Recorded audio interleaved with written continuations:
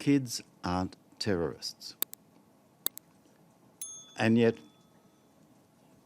between what happened in southern Israel on the 7th of October and what has happened since then, we have had thousands and thousands of kids killed. And that's not even including those who are injured, those who are under the rubble, those who have lost limbs. It's said that the amputations of limbs of children is the greatest in any conflict in recorded modern warfare. On the 7th of October, 38 Israeli children were killed, one of them under the age of 2 years. Since then, at least as of last week, 13,319 children have been killed in Gaza, of whom 786 were under the age of 1. And in addition, 165 children have been killed in the West Bank. Now, that's the only statistic I want to give you.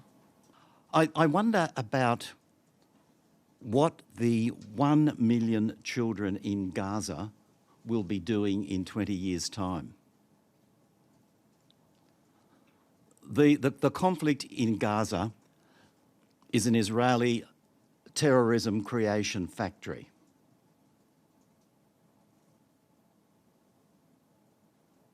And there is no sign of it finishing.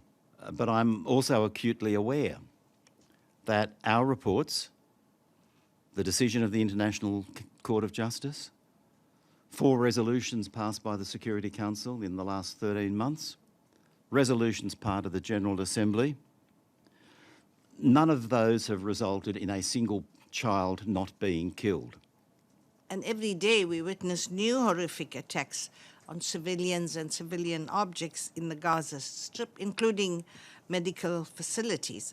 Attacks on medical facilities, as we said in our current report to the GA, and the complete destruction of Gaza's healthcare system was the main focus of this report. And we believe it's an outrage that such attacks are continuing unabated.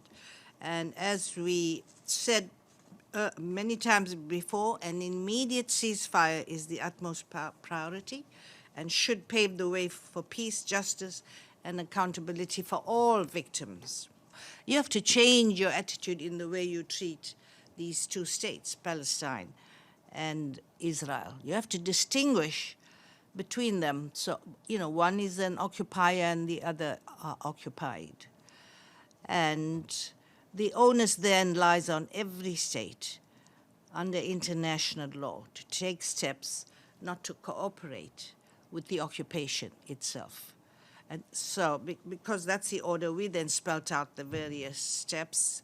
I don't have time to go through all those steps, but it's the clearest direction coming to every state that you have the responsibility not to continue to support this occupation. And that would be any support, militarily, politically, or recognition, even about moving their embassies to Jerusalem.